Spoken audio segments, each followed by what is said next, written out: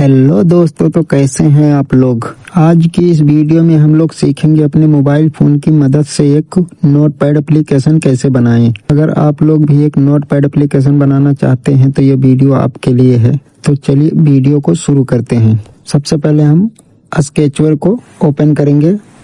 उसके बाद नीचे यहाँ प्लस वाले आइकन पर क्लिक करेंगे। प्लस वाले आइकन पर क्लिक करने के बाद अब हम यहाँ पर अपना एक नाम देंगे। मैं नोटपैड एप्लीकेशन बना रहा हूँ, इसलिए नोटपैड एप्लीकेशन का नाम नोटपैड ही दूंगा। एप्लीकेशन का नाम देने के बाद अब हम यहाँ पर पैकेज नेम चेंज करेंगे। पैकेज नेम देने के बाद अब हम यहाँ प्राइमरी वाले पे क्लिक करेंगे और यहाँ से व्हाइट कलर को सिलेक्ट कर लेंगे। इसके बाद अपने एप्लीकेशन का एक आइकन देंगे। एप्लीकेशन का आइकन देने के लिए हम यहाँ पर सबसे ऊंचे टैप टू क्रिएट पर क्लिक करेंगे। उसके बाद हम अपनी गैलरी से एक आइकन देंगे। आइकन देने के बाद अब हम यहाँ पर सेव कर देंगे। सेव करने के बाद क्रिएट वाले ऑप्शन पर क्लिक करेंगे। क्रिएट वाले ऑप्शन पर क्लिक होने के बाद अब हमारे सामने कुछ इस तरीके की स्क्रीन आएगी। हम यहाँ सबसे ऊपर जो 3 डॉट है अब इस पर क्लिक करेंगे और व्यू मैनेजर पर क्लिक करेंगे। फिर main.xml पर क्लिक करेंगे और यहाँ से टूल बार को ऑफ कर देंगे। टूल बार को ऑफ करने के बाद यहाँ से सेव कर देंगे। सेव करने के बाद अब हम बैक आ जाएंगे। बैक आने के बाद अब हम एक वेबसाइट पर जाएंगे। उस वेबसाइट का लिंक आपको वीडियो के डिस्क्रिप्शन में मिलेगा। मैं इस वेबसाइट का लिंक वीडियो के डिस्क्रिप्शन में दे दूंगा। अब हम यहाँ से इस वाले पोस्ट को ओपन करेंगे। नोटपैड एप्लीकेशन कैसे बनाएं जो है, इसे हम ओपन करेंगे। ओपन करने के बाद इसे हम स्क्रॉल करेंगे। स्क्रॉल करने के बाद ये जो सबसे ऊपर हमें कोड मिलेगा main.xml का, इसे हम कॉपी करेंगे। पूरा कोड सिलेक्ट करने के बाद अब हम इसे कॉपी करेंगे। कॉपी करने के बाद फिर अपने स्केचर में आएंगे और यहाँ पर हम क्लिक करेंगे। उसके बाद डायरेक्ट XML एडिटर पर क्लिक करेंगे और इसमें उस कोड को पेस्ट कर देंगे जो हमने वहां से कॉपी किया था। पेस्ट करने के बाद हम यहाँ से सेव कर देंगे। सेव होने के बाद बैक आएंगे और फिर हम अपनी वो इस वेबसाइट पे जाएंगे। वेबसाइट पे आने के बाद अब हम यहाँ पे जो एडिट नोट लिखा हुआ है इसे हम यहाँ से कॉपी करेंगे। कॉपी करने के बाद फिर स्केचर में आएंगे।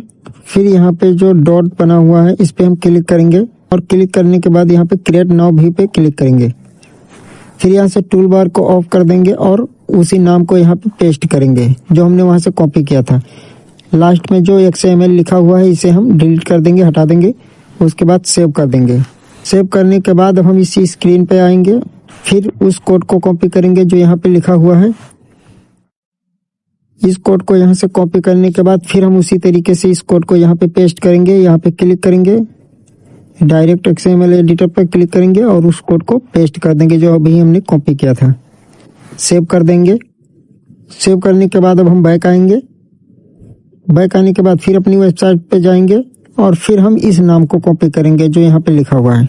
इस नाम को कॉपी करने के बाद फिर हम यहाँ इस डॉट पे क्लिक करेंगे और फिर यहाँ कस्टम व्यू पे क्लिक करेंगे। फिर यहाँ पे क्रिएट न्यू व्यू पे क्लिक करेंगे और यहाँ पर उस नाम को पेस्ट कर देंगे जो अभी हमने वहां से कॉपी किया था। लास्ट का XML डिलीट करके हटा के ऐड कर देंगे।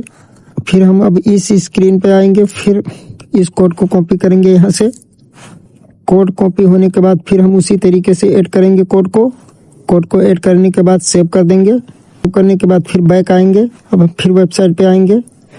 वेबसाइट पे आने के बाद अभी 4 फाइल हमें बनानी होंगी। इस फाइल को यहाँ से कॉपी करेंगे और फिर स्केचर में आएंगे।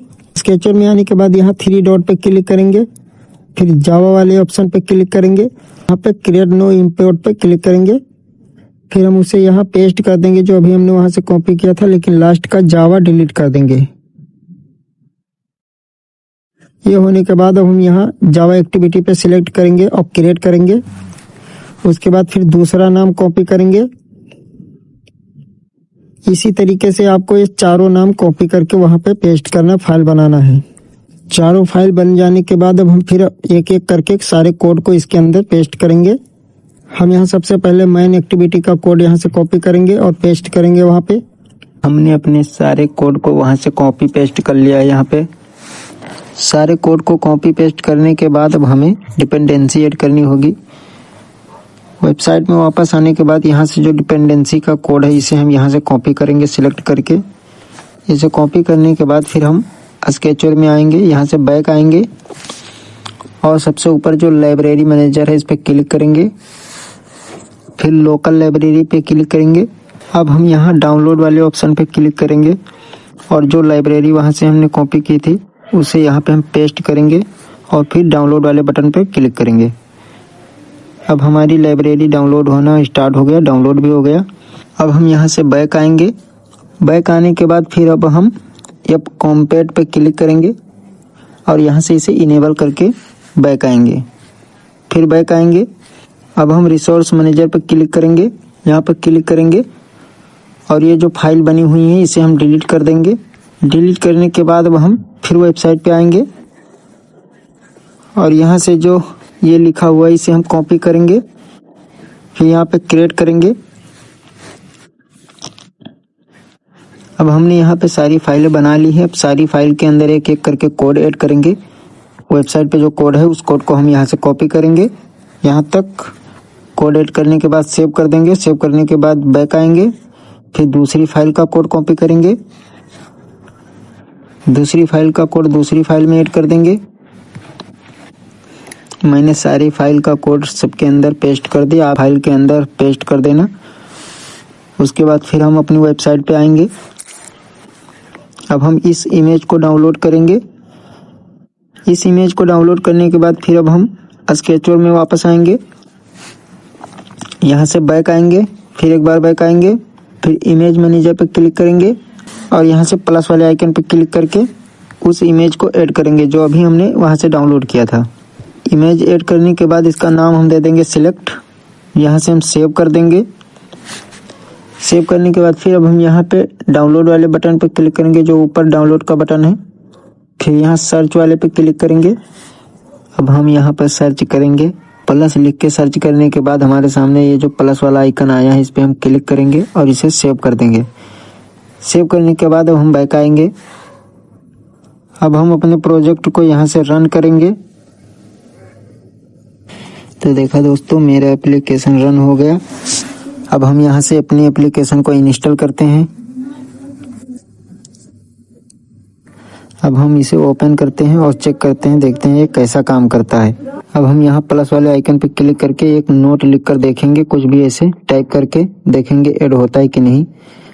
मेरा नोट यहाँ से ऐड हो गया, यहाँ से डिलीट भी हो रहा है। मेरा एप्लीकेशन अच्छे से काम कर रहा है दोस्तों। आप भी जाइए अपना एप्लीकेशन बनाइए।